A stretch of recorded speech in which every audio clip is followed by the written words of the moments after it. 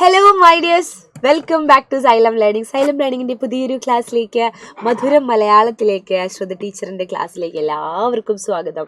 നമ്മൾ വീഡിയോസിലൂടെയും അതുപോലെ കുഞ്ഞു കുഞ്ഞു ക്ലാസ് ഷോർട്സ് ആയാലും നിങ്ങൾക്ക് വളരെ യൂസ്ഫുൾ ആയിട്ടുള്ള കാര്യങ്ങളാണ് സൈലത്തിൽ ഓരോ ടീച്ചേഴ്സും ഇപ്പോൾ തന്നുകൊണ്ടിരിക്കുന്നത് അല്ലേ. അപ്പോൾ മക്കൾ എന്ത് ചെയ്യുക, വളരെ കൃത്യമായിട്ട് നമ്മുടെ ക്ലാസ്സുകൾ ഫോളോ ചെയ്യുക.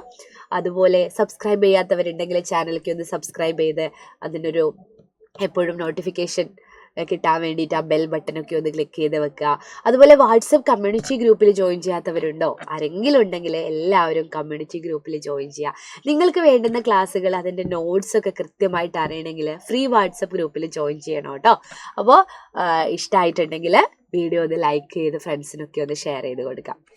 ഇന്ന് ടീച്ചർ പറയുന്നത് വളരെ പ്രധാനപ്പെട്ട കാര്യമാണ്. അറിഞ്ഞു പഠിക്കാം, പഠിച്ചു നേടാം. നമ്മൾ പഠിക്കാൻ വെറുതെ പഠിച്ചാൽ പോരാ, അറിഞ്ഞു പഠിച്ചാൽ നമുക്കത് അവിടെ നിൽക്കും അല്ലേ. അപ്പോൾ കൃത്യമായിട്ട് ടീച്ചറുടെ ഒരു കോട്ടാണിത്, അറിഞ്ഞു പഠിക്കാം, പഠിച്ചു നേടാം. അപ്പോൾ എനിക്കിന്ന് പറയാനുള്ളത് ചില സൂചനകൾ തന്നിട്ട് കവി ആരാണെന്ന് ചോദിക്കുന്ന ഒരു വളരെ പ്രധാനപ്പെട്ട ചോദ്യം നമ്മുടെ LSS പരീക്ഷയ്ക്ക് സ്ഥിരമായിട്ട് കാണാറുണ്ട്. അപ്പം നമുക്കൊന്ന് നോക്കാം. താഴെ കൊടുത്തിരിക്കുന്ന സൂചനകൾ ഏത് മലയാള കവിക്കാണ് യോജിച്ചത് എന്നാണ് താഴെ കൊടുത്തിരിക്കുന്ന സൂചനകൾ. ഒരു സൂചന തരും, അപ്പോൾ അത് ഏത് കവിക്കാണ് യോജിച്ചത് എന്നാണ് നമുക്ക് നോക്കാനുള്ളത്. 2007 ജ്ഞാനപീഠ പുരസ്കാരം ലഭിച്ചു. 2007 ജ്ഞാനപീഠ പുരസ്കാരം ഇദ്ദേഹത്തിന് ലഭിച്ചിട്ടുണ്ട്. ഭൂമിക്കൊരു ചരമഗീതം ഇദ്ദേഹത്തിന്റെ പ്രശസ്ത കവിതയാണ് അല്ലേ. കൊല്ലം ജില്ലയിലെ ചവറയിലാണ് ജനിച്ചത്. അപ്പോൾ ഉത്തരം നിങ്ങളുടെ നാവിൻ തുമ്പത്ത് ഇങ്ങനെ വന്ന് നിൽക്കുന്നുണ്ടാവും, പറയുന്നുണ്ടാവും അല്ലേ, ഉറക്കെ വിളിച്ചു പറയുന്നുണ്ടാവും. ഉത്തരം ഇത് തന്നെയല്ലേ എന്ന് നോക്കൂ. ONV കുറുപ്പ്. ഇദ്ദേഹത്തിന്റെ മുഴുവൻ പേരെന്താണ്? ഒറ്റപ്ലാക്കൽ നീലകണ്ഠൻ വേലുക്കുറുപ്പ്. അപ്പോൾ ചിത്രം തന്നു കഴിഞ്ഞാലും മക്കൾക്ക് എല്ലാവർക്കും എഴുതാൻ പറ്റണം. ONV കുറുപ്പാണ്, ഒറ്റപ്ലാക്കൽ നീലകണ്ഠൻ വേലുക്കുറുപ്പ്. ഇനി അടുത്ത ചോദ്യത്തിലേക്ക് നമുക്ക് പോവാട്ടോ. കുട്ടികൾക്ക് വളരെ പ്രിയങ്കരനായ കവിയാണ്. അതുപോലെ പഴഞ്ചൊല്ലുകളെ കവിതയാക്കുന്നതിൽ സമർത്ഥനാണ്. പഴഞ്ചൊല്ലുകളെ കവിതയാക്കുന്നതിൽ വളരെ സമർത്ഥനായ ഒരു കവിയാണ്. പഴമൊഴി പത്തായം എന്ന പുസ്തകത്തിന്റെ രചയിതാവ്. ഏതാണ് പുസ്തകം? പഴമൊഴി പത്തായം എന്ന പുസ്തകത്തിന്റെ രചയിതാവ്.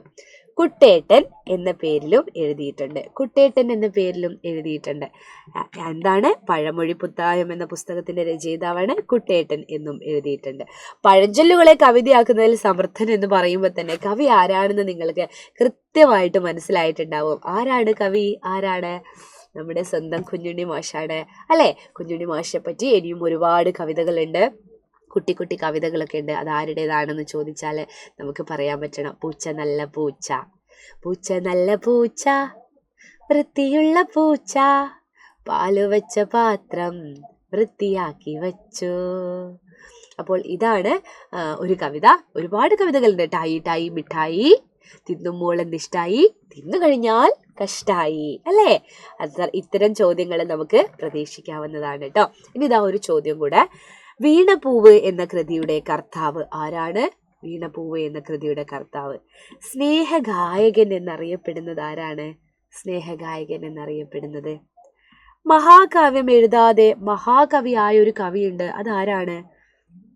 ബോട്ട് അപകടത്തിലാണ് ഇദ്ദേഹം മരിച്ചത്. ഒരു ക്ലൂവും കൂടെ ഞാൻ തരാം. ബോട്ടിന്റെ പേരെന്താണ് എന്ന് വെച്ചാൽ റെഡീമർ ബോട്ട് അപകടത്തിൽ മരണപ്പെട്ട കവിയാണ് അല്ലേ. റെഡീമർ ബോട്ട് അപകടത്തിൽ മരണപ്പെട്ട കവിയാണ് ആര്? നമ്മുടെ ഇത്രയും പ്രത്യേകതകളുള്ള കവി. അപ്പോൾ കവിയുടെ പേര് നിങ്ങളുടെ എല്ലാവരും ഒന്ന് ഓർത്തെടുത്ത് നോക്കിയേ.